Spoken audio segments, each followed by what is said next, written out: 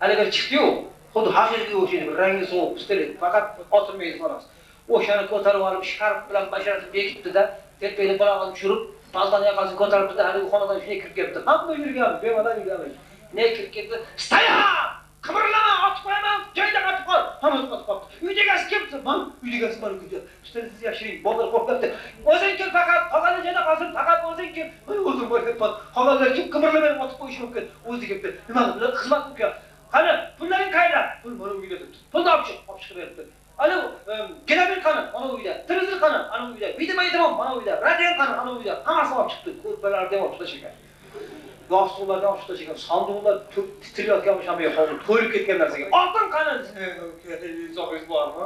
Shuncha narsani olib ketgan, oltinni qo'ygan dedi. Oltin qayerda deb otib qo'ygan vaqtim yo'q. Oltin pastki uyda debdi. Oltinni olib kel desa, qo'p bo'ladi. Hozir olib kelaman deb yugurib borib pastki uyga kirib nima demiş? Oltinay. Turing, sizdan chaqiryapti.